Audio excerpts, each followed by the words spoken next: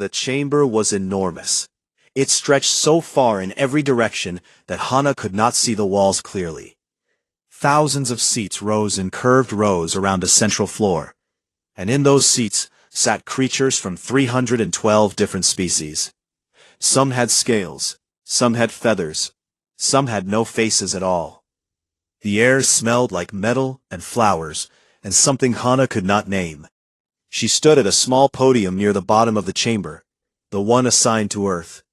It was the smallest podium in the room. She had always known that was on purpose. Hana had been Earth's chief diplomat to the Galactic Senate for 11 years. She was a quiet woman with dark hair and calm eyes, and she had learned long ago that the galaxy did not respect loud voices. It respected power, and Earth, in the eyes of the Senate, had very little of it. Humanity had only been part of this community for 40 years. Most species here had been members for thousands. She noticed something today that made her stomach tight. The seats around Earth's section were empty. The delegations that usually sat nearby had moved to other areas. It was like they already knew what was coming and did not want to be close when it happened. Speaker Olwen called the session to order. He was tall, even by alien standards, with a body covered in short silver feathers, and a sharp beak that clicked when he spoke. His voice filled the chamber without effort. He had led the Senate for 60 years, and he was used to being obeyed. Today he looked pleased with himself, and that made Hana's stomach tighten even more. The motion was read aloud by a Senate clerk. The words were formal and cold. Permanent banishment of species number 3117, known as Terran or human, from all galactic Senate territories, trade routes, and communication networks. The charges were listed one by one.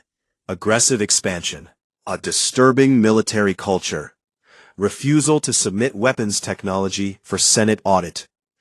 And the final charge, the one Hana knew was the real reason behind all of this: biological adaptability. Several species had formally called humanity a long-term existential threat, simply because humans could survive almost anywhere. Hana was given 5 minutes to speak. She stepped forward and looked up at the thousands of faces watching her. Some looked bored. Some looked curious. Most looked like they had already made up their minds.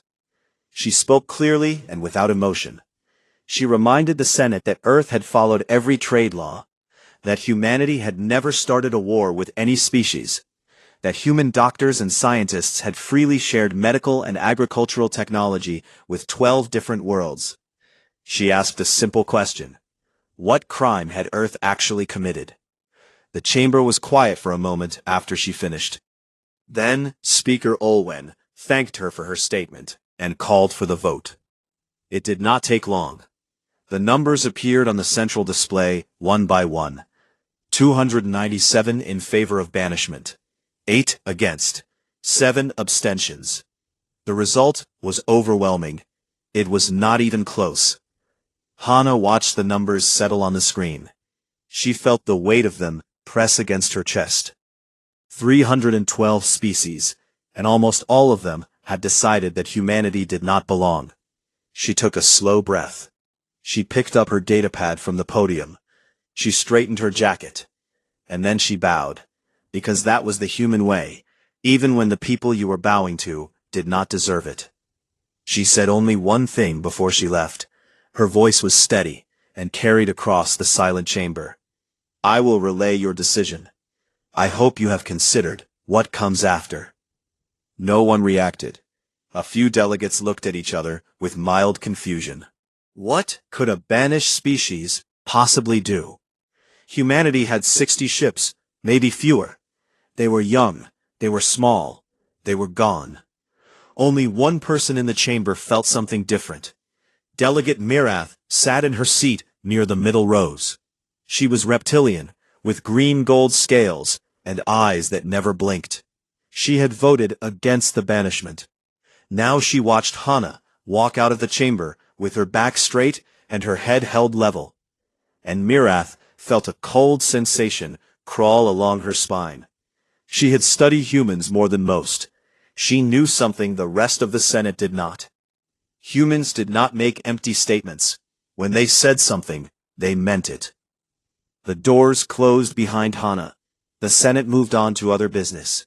Within an hour, most delegates had forgotten about Earth entirely. 8,000 light-years away, the news reached Admiral Tejo in the war room of Earth's United Stellar Navy headquarters. The room was deep underground, built into rock, lined with screens that showed the positions of every human ship in the galaxy. Tejo was an older man with gray hair cut short, and a face full of lines from years of decisions that kept him awake at night. He read the formal banishment declaration on his screen. He read it twice. Then he set the datapad down on the table and looked at the officers around him. They were waiting for him to say something. Some of them were angry, some of them were afraid. Tejo was neither. He had been expecting this for a long time. He had hoped it would not come, but he had prepared for it anyway, because that was what soldiers did. He spoke quietly. So, they chose the hard way. Then he opened a secure channel and entered a code that only 4 people in all of human space knew. The code activated something called Directive 0. It was not a battle plan. It was not a defense protocol. It was a signal, sent to every hidden corner of human territory, to every shipyard buried in asteroid belts, to every silent station floating in the dark between stars. The signal said one thing: begin. Across human space, in places the Senate had never seen and never thought to look, over 200 ships powered up their engines for the first time. They were not old ships. They were not small ships. They were something the galaxy had never encountered before, built with technology that Earth had always refused to share. The stars around Earth's territory grew a little brighter that night. No one in the Senate noticed. They would, soon enough. The Senate expected anger. They expected protests, threats, maybe a desperate plea for reconsideration. Some delegates even prepared responses to such pleas. Carefully worded rejections designed to remind humanity of its place. But none of that happened. Instead, humanity did something far more unsettling. They went quiet. Within 48 hours of the banishment vote, every human embassy in galactic space was closed. The staff packed their belongings in neat boxes, wiped the computer systems clean, locked the doors, and left. No statements were made. No press conferences were held. The embassies simply went dark, one after another, like lights being switched off down a long hallway.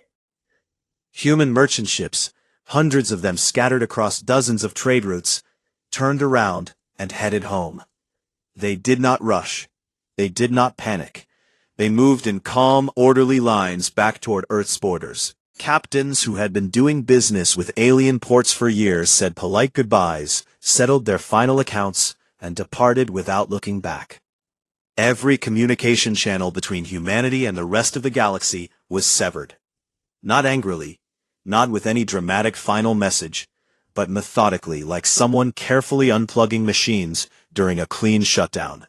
One by one, the frequencies went silent, the data links closed, the relay stations powered down. By the end of the first week, it was as if humanity had never been there at all. The effect was immediate, and nobody had predicted it. Dozens of species suddenly realized how deeply human technology, knowledge, and labor had been woven into their daily lives. It had happened so gradually over 40 years that no one had noticed how much they depended on it. Medical stations on 9 different worlds began running out of pharmaceutical compounds that only human laboratories produced. 3 species lost access to a dangerous shipping corridor through a nebula that only human navigators knew how to fly safely. A farming world called Tessera, which Earth had been quietly helping to terraform for 15 years, saw its first crop failures within 3 weeks. The soil treatment stopped, the weather adjustment satellites went offline. The human agricultural engineers who had been living there for a decade were gone. Speaker Olwen addressed the Senate about these disruptions. He stood at his tall podium with his silver feathers neatly groomed and his voice full of confidence. He called the problems temporary withdrawal symptoms. He said replacements for human technology and expertise would be found quickly. He reminded the Senate that the galaxy had existed for billions of years before humanity arrived, and would continue just fine without them. Privately, his aides were less confident. A transport hub that relied on human-designed software was experiencing system failures. A species in the outer regions had been receiving free medical aid from a human charity organization that no longer existed. The economic models were showing unexpected drops in trade volume across 17 sectors. But Olwen was a politician, and politicians did not show doubt. He buried the reports and moved on. Far from the Senate, aboard the human flagship called the Horizon, Captain Yuna was overseeing the real operation. Yuna was a woman in her early 40s with sharp features and a way of standing perfectly still that made people around her feel both safe and nervous at the same time. She had commanded the Horizon for 6 years, and her crew trusted her with their lives without hesitation. Humanity was not just withdrawing, they were preparing. Lieutenant Jisoo stood beside Yuna on the bridge, pulling up intelligence reports on the main display. Jisoo was younger, quick with technology, and had a talent for electronic warfare that bordered on art. She showed Yuna the latest pictures from long-range sensors. The Senate's enforcement fleet, commanded by High Commander Velun, was assembling near the human border. 400 ships, organized into battle groups, moving slowly but steadily toward Earth's territory. Their official mission was inspection and enforcement.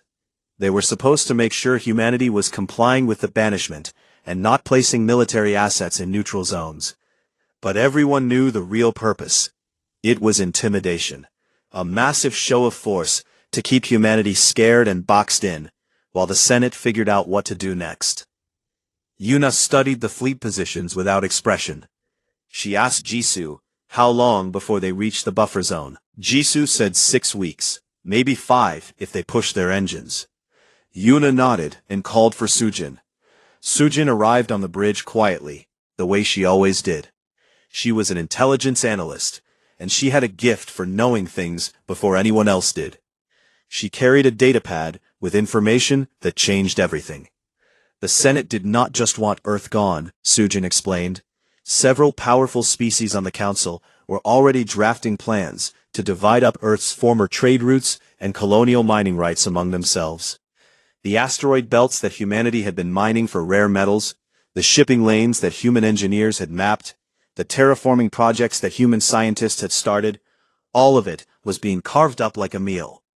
The banishment had never been about fear or safety. The galaxy wanted what humanity had built, and the easiest way to take it was to kick the builders out first. Yuna listened to all of this without a word. When Sujin finished, Yuna thanked her and turned back to the main display showing the Senate fleet creeping closer to human space. That evening, Admiral Tejo contacted the Horizon through a secure channel that the Senate did not know existed. His face appeared on Yuna's private screen, calm and steady as always. He told her that Directive 0 was fully active. Every human civilian was behind the border. Every military asset was in position. Every hidden shipyard had completed its work. He told her the next phase was ready. And then he said something that Yuna would remember for the rest of her life. When they come, and they will come, we do not fire first, but we fire last. She closed the channel and sat alone on the bridge for a long time, watching the stars. Somewhere in Senate space, Delegate Mirath sat in her quarters and tried to send a private message to Dr. Hana. She wanted to warn her about the fleet. She wanted to tell her that not everyone in the Senate agreed with what was happening. She typed the message carefully and sent it. It bounced back immediately. The channel was dead. Every human channel was dead. Mirath stared at the failed message on her screen and felt that cold sensation along her spine again. The silence from Earth was not weakness. It was not surrender. It was the sound of something very large and very dangerous, holding its breath. 6 weeks after the banishment, High Commander Valen stood on the bridge of his flagship, the Authority of Palon, and looked at the stars ahead with satisfaction. His fleet stretched behind him in perfect formation. 400 warships, drawn from the combined navies of 18 species, each one armed and ready. It was the largest enforcement fleet the Senate had assembled in over a century, and Valen was proud to lead it. Valen was a large creature, broad and armored with natural bone plates across his shoulders and chest. His species had been warriors for 10,000 years, and he carried that history in the way he walked and the way he spoke. He did not raise his voice. He did not need to. Senate intelligence had told him that humanity possessed roughly 60 combat-capable ships. 60 against 400. Valen expected to arrive at the human border, conduct his inspection, perhaps seize a few mining stations as a show of authority, and return home within a month. He had already planned what he would say in his victory report. The fleet crossed into the buffer zone, the strip of unclaimed space between Senate territory and human borders, at dawn by Galactic Standard Time. Valen gave the order to activate long-range sensors and begin scanning for human positions. That was when everything went wrong. Every sensor on every ship in the fleet went blind at the same moment. Screens filled with static. Navigation systems spun in circles. Communication between ships became broken and unreliable. Officers shouted reports at each other across bridges that had suddenly gone deaf and dumb. 400 warships, the pride of the Galactic Senate, were stumbling through space like blind animals. Aboard the Horizon, Lieutenant Jisoo watched her own screens with a small, satisfied smile. Human electronic warfare technology was something the Senate had never been allowed to see. They had asked for it during audits. They had demanded it. Earth had always said no. Now the Senate was learning why. The jamming field covered the entire buffer zone. It was not a wall or a shield. It was more like a fog, thick and invisible, scrambling every sensor frequency the Senate used. Jisoo had spent 3 years perfecting it. She was very good at her job. Captain Yuna stood in the center of the Horizon's bridge, watching the chaos unfold on the tactical display. Her face showed nothing. She had been waiting for this moment for weeks, running simulations, checking positions, making sure every piece was exactly where it needed to be. Now, it was time. She gave a quiet order. Jisoo nodded and opened a single narrow corridor through the jamming field, like parting a curtain, just enough to see through. The interference cleared in one direction only, aimed straight at the Senate fleet, giving them a clear view of what lay ahead. Valen's sensors came back to life in that one corridor. His officers rushed to read the data, and then the bridge of the Authority of Palanon went very, very quiet. The screens showed ships, human ships, not 60, not 100, over 900 warships sat in perfect formation along the human border, arranged in layered defensive lines that stretched farther than the Senate fleet's sensors could reach. They were sleek and dark, built with angles and materials that Valen had never seen before. Many of them were enormous, far larger than anything Senate intelligence had ever reported. Valen stared at the display. His first officer asked him for orders. He did not answer immediately. He was trying to understand what he was seeing. Where had these ships come from? How had humanity built them without anyone knowing? The answer was simple, though Valen would not learn it for some time. Humanity had been building in secret for decades. Shipyards hidden inside hollowed-out asteroids. Construction platforms drifting in the dark spaces between star systems, where no one ever looked. Ships designed from the hull up to be invisible to every type of galactic sensor technology. Directive Zero had not been a plan made in response to the banishment. It was a project that had been running for 30 years. The banishment had simply been the signal to reveal it. A communication channel opened. A single frequency, clear and strong, cutting through what remained of the jamming field. Captain Yuna's face appeared on Valen's screen. She was sitting in her command chair, with her hands folded, calmly, in front of her. Behind her, the bridge of the horizon was quiet and organized. No one on her crew looked worried. She spoke in a voice that was polite and absolutely cold.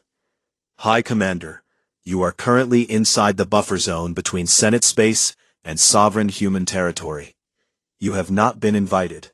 You have not been granted passage. You have 60 minutes to withdraw your fleet to Senate borders. This is not a negotiation." Valen recovered himself. He was a warrior after all, and warriors did not show fear. He straightened his massive frame and demanded to speak with Earth's government. He wanted politicians. He wanted people he could threaten and pressure and outmaneuver. Yuna's expression did not change. "You banished Earth's government from your systems. You are now speaking to Earth's military.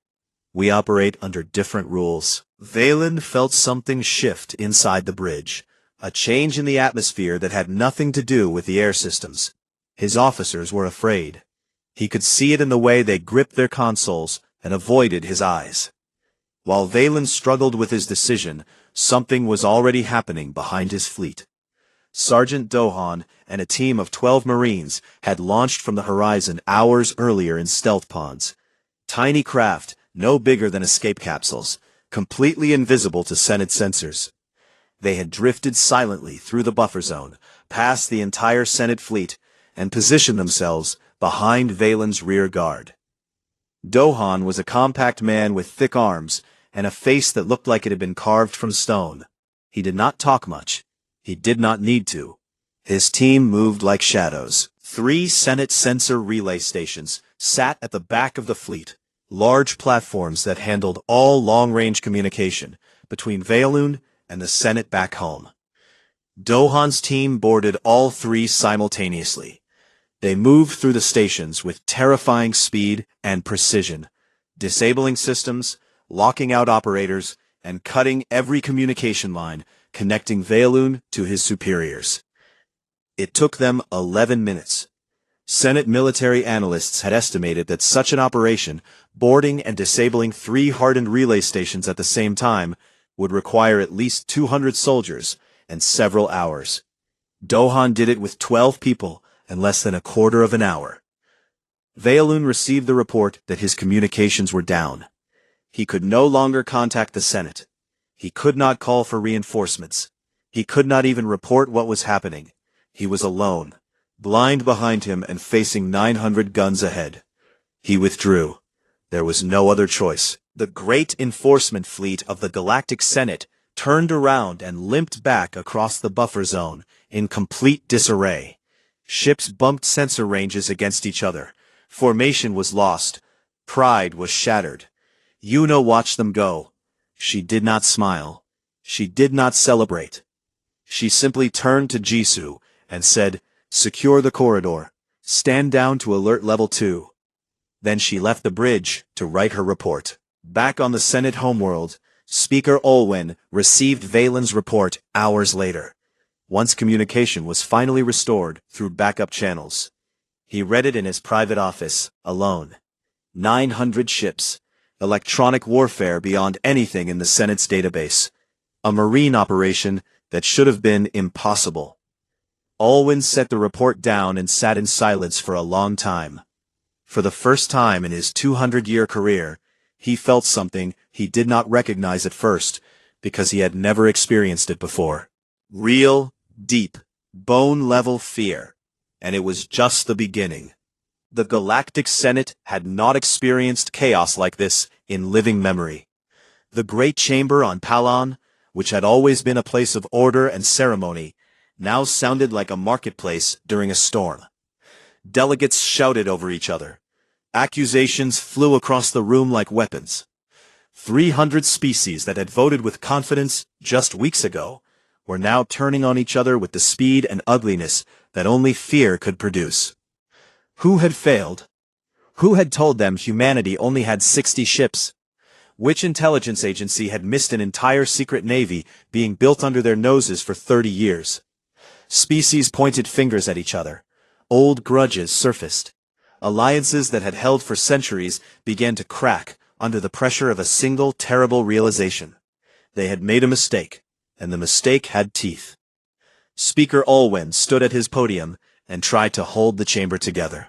His silver feathers were perfectly groomed as always, and his voice still carried authority. But something had changed behind his eyes. He no longer looked like a leader in control. He looked like a man trying to hold water in his hands. He pushed for unity. He called for a grand military coalition, a combined fleet from every willing species to face the human threat together. He used words like solidarity and galactic security and common purpose. He painted humanity as a danger to all civilized life, a rogue species that had been hiding weapons in the dark and could not be trusted. But the numbers told a different story. Senate military analysts had run the calculations overnight, and the results were grim. Even if every species in the Senate contributed every ship they had, the combined fleet would still be facing a technologically superior enemy. Human ships were faster, harder to detect, and equipped with weapons and defense systems that Senate science could not even fully understand yet. And that was assuming humanity had shown everything it had at the border, which no one believed. The coalition idea died quietly. Species that had been eager to vote for banishment were now very eager to stay far away from the consequences. In the middle of this chaos, Delegate Mirath stood up and asked to speak. The chamber grew quieter. Mirath was respected, even by those who disagreed with her. She was old for her species, with green-gold scales that had faded slightly with age, and eyes that still saw everything clearly. She did not shout, she did not accuse, she simply stated facts in a voice that cut through the noise like a blade through cloth. Humanity had never violated a single treaty. Humanity had never fired a weapon at another species. In 40 years of membership, humans had contributed more medical technology, more agricultural aid, and more scientific knowledge to the galactic community than some species had contributed in 400 years. They had asked for very little in return. They had followed every rule. And what had the Senate done? The Senate had banished them. Not because they broke laws, not because they threatened anyone, but because they were different, because they were adaptable, because they grew too fast, and because some species wanted to take what they had built. Mirath looked directly at Olwen when she said her final words. We did not banish a threat. We created one, and now we must deal with what we have made. The chamber was silent when she sat down. It was the kind of silence that comes when everyone knows something true has been said, and no one wants to be the first to admit it. Reluctantly, painfully, the Senate agreed to send a diplomatic delegation to request talks with Earth. The request was sent on open channels because every private channel was still dark. The message went out into the void, and the Senate waited, feeling small for the first time. The response came 12 hours later. It did not come from Dr. Hana. It came from Admiral Tejo. His message was brief and direct. He agreed to meet, but the meeting would happen on humanity's terms. The location would be a neutral station in the buffer zone, a small outpost that had been abandoned years ago. Earth would send one ship. The Senate could send one ship. No escorts, no guards, no hidden fleets. Any violation of these terms would end the talks permanently. The Senate had no choice but to agree. The meeting took place 3 days later. The station was cold and dimly lit, a forgotten place floating in empty space. Speaker Olwen and Delegate Mirath arrived representing the Senate. Admiral Tejo and Dr. Hana arrived representing Earth. The four of them sat across from each other at a bare metal table in a room with no decorations and no windows. The contrast between the two sides was striking. Olwen tried to look composed, but his feathers were not as neat as usual, and his eyes kept moving. Mirath sat still and watched everything. On the other side, Admiral Tejo looked like a man who had been waiting for this exact moment for 30 years. He was calm in a way that went beyond patience. It was the calm of someone who had already won, and was simply waiting for the other side to understand that. Dr. Hana spoke first. She was different from the woman who had stood at the small podium in the Senate chamber weeks ago. What remained was precision and iron. She presented Earth's terms. She called them the doctrine of sovereign consequence. And she read each one clearly, making sure every word was understood. First, Earth accepted the banishment permanently. Humanity did not wish to return to the Senate. This was not a request to come back. Those days were over. Second, all former human trade routes, territories, mining operations, and assets would be recognized as sovereign human domain. Everything humanity had built belonged to humanity. No Senate species would touch it.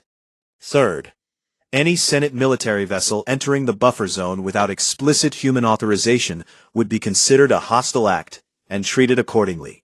Fourth, humanity would establish independent trade agreements with any species that wished to deal with them directly, outside the Senate framework.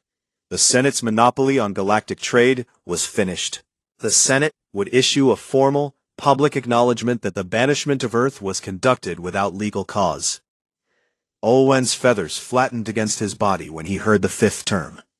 A public acknowledgement of wrongdoing would be a humiliation without equal in Senate history. It would destroy the institution's authority. It would make the Senate look foolish and unjust in front of every species in the galaxy. He protested. He argued. He called the terms unreasonable and extreme. He said the Senate could not be expected to humiliate itself. Admiral Tejo had been silent throughout Hana's presentation. Now, he leaned forward slightly. His movement was small, but it changed the weight of the entire room.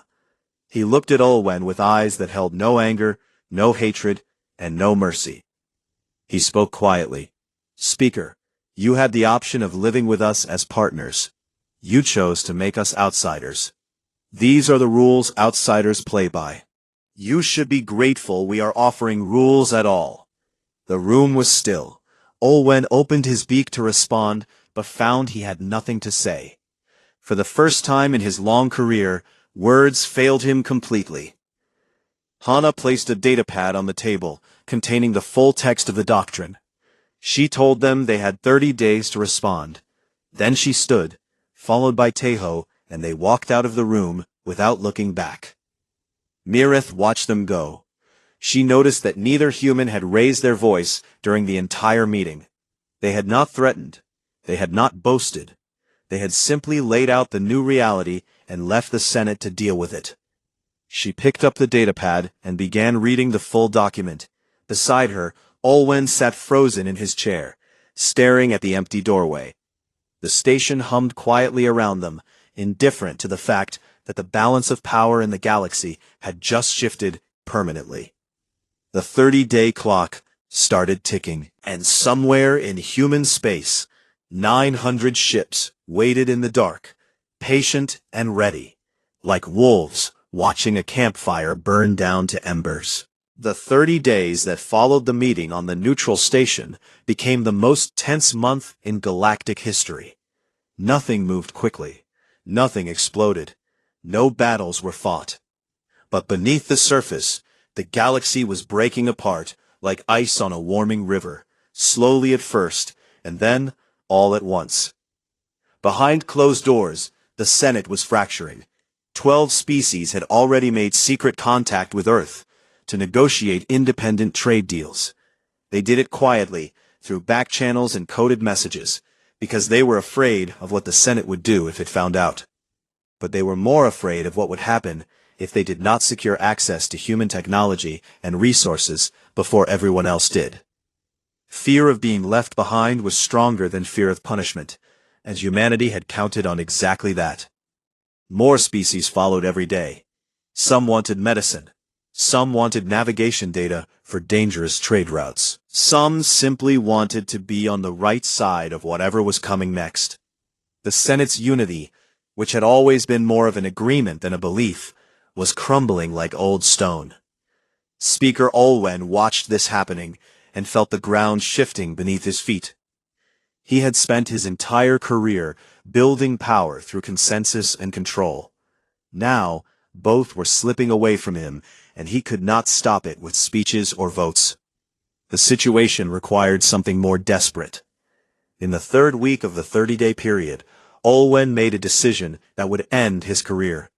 He authorized a covert military operation, a small task force, just 15 ships, crewed by officers loyal to him personally, would slip into the buffer zone and destroy a human border outpost.